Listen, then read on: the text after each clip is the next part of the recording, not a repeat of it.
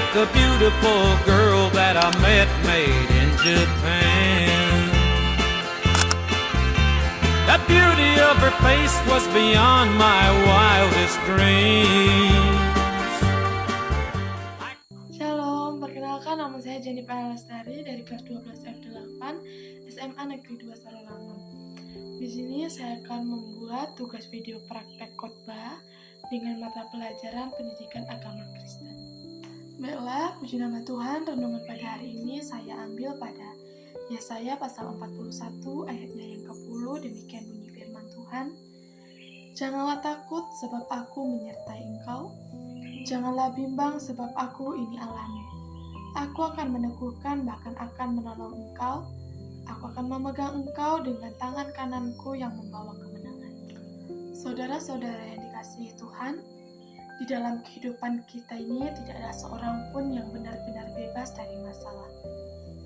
Setiap kita pasti pernah merasa takut, merasakan cemas, merasakan khawatir, bahkan merasa sendirian.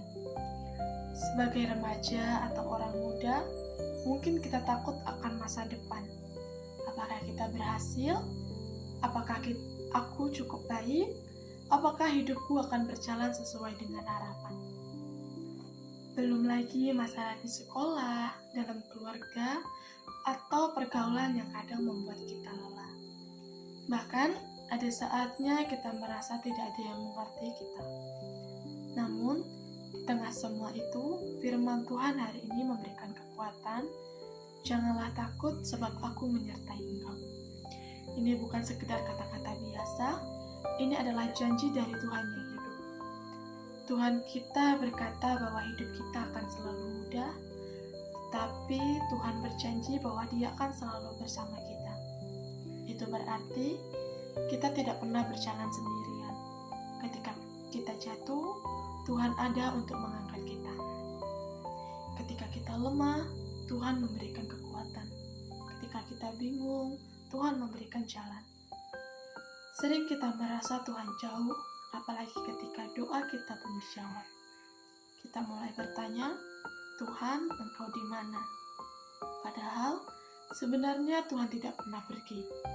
Dia tetap bekerja dalam diam, menata hidup kita sedikit demi sedikit.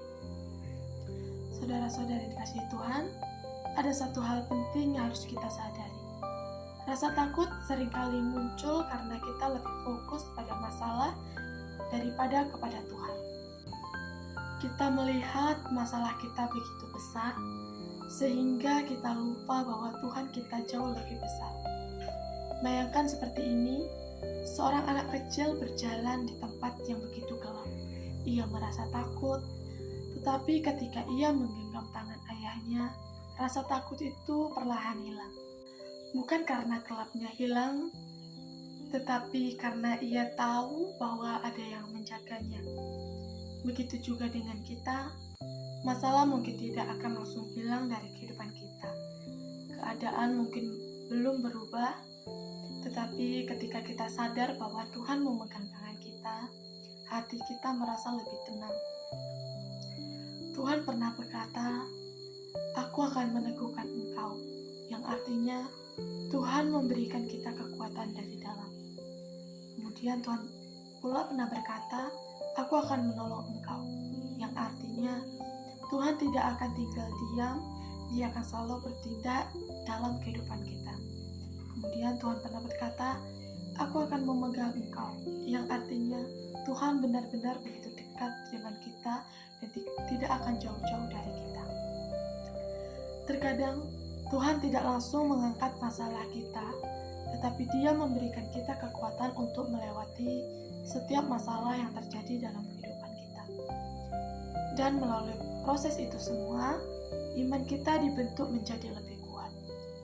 Hari ini, mungkin di antara kita ada yang sedang merasa takut menghadapi masa depan, sedang bergumul dengan masalah pribadi, sedang merasa sendiri, dan sedang merasa tidak ada yang memahami diri kita. Firman Tuhan mengajak kita untuk tidak lari dari Tuhan, tetapi justru datang dan mendekatlah kepada Tuhan. Tetap berdoa meskipun keadaan belum berubah.